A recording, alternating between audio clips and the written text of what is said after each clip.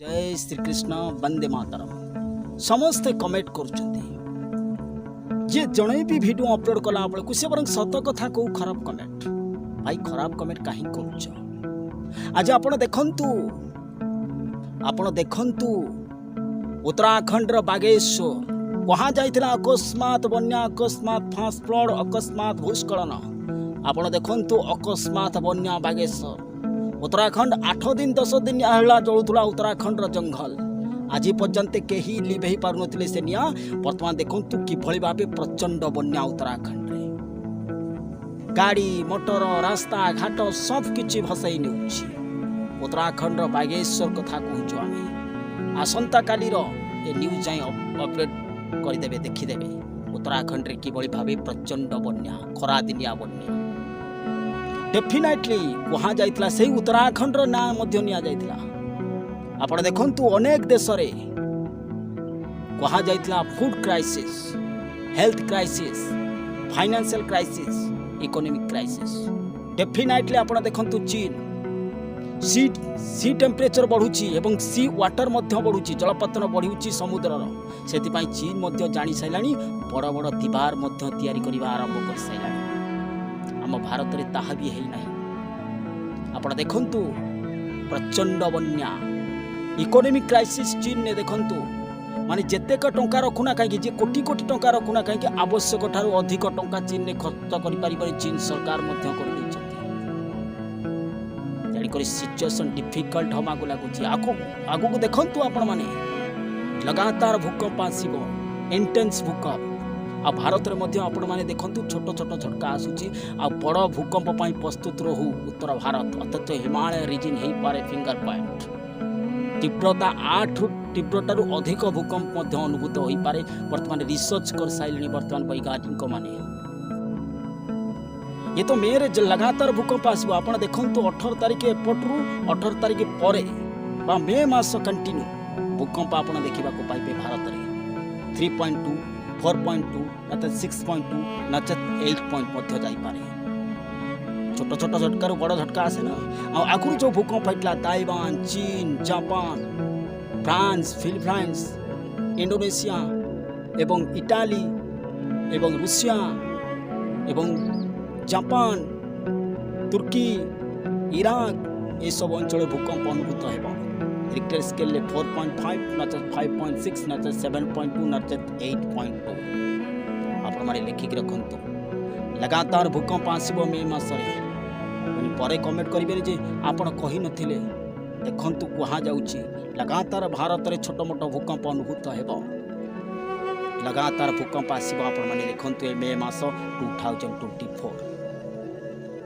आ बार बार लोक जो कमेंट करछन आपण आखि पुडै देखंतु उत्तराखंड रे कि भली भावे बन्या खरा दिनिया बन्या एति जोरे पानी आसुची जो उत्तराखंड 8-10 दिन है जलुला आज से उत्तराखंड देखते कि भली भावे प्रचंड बन्या को सामना कर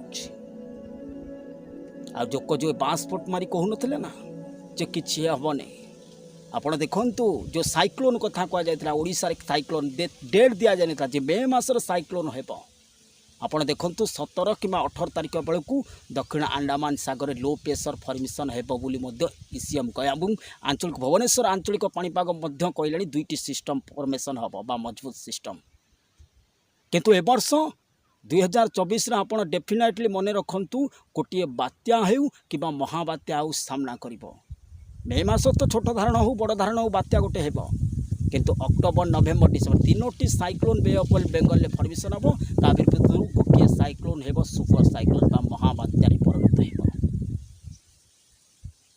जानी रखंतु आ जो लोक टिटकारी मारी कहू नांती ना कमेंट करूचंती भाई गोटे कथा कहिबी भाई कमेंट करदेल घटुची कि नहीं कहतु निया लगुच कि नहीं कहतु पर डे निया लगुच से निया केउठी आसीबो केही जानी परिबेनी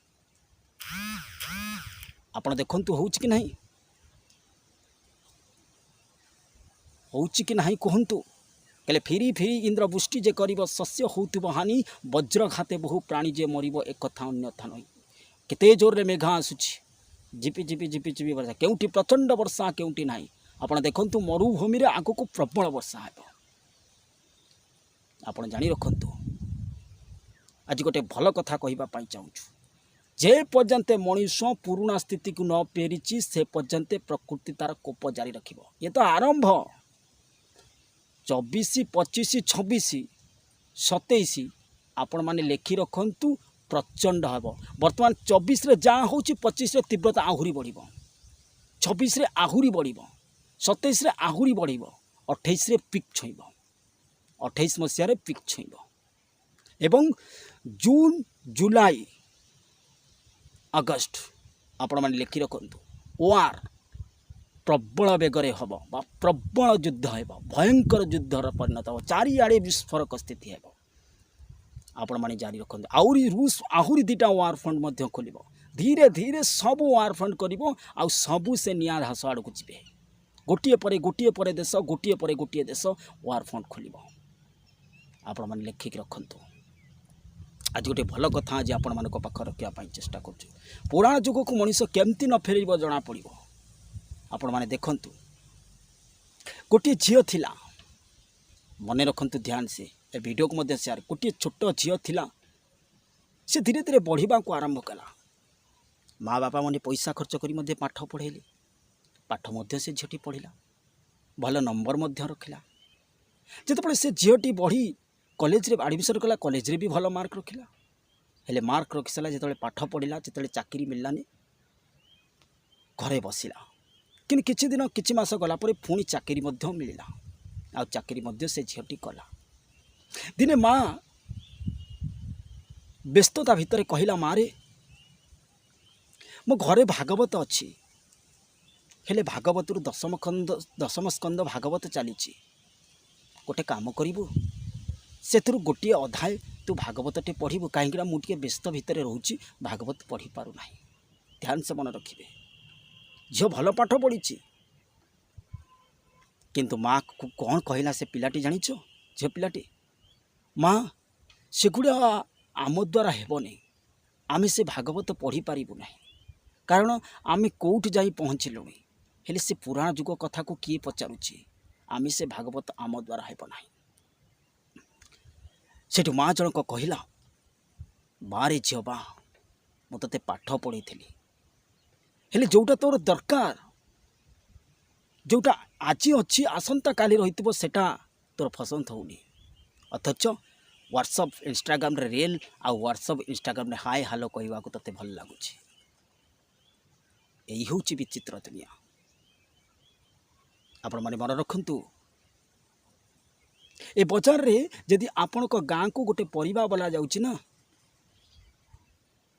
ସେ ପରିବା ଯଦି 40 ଟଙ୍କା ପରିବା ବାଲାଟି କହୁଛି, ଆମେ ତାକୁ କ'ଣ କହୁଛେ 35 ଟଙ୍କା ନେବ ନା।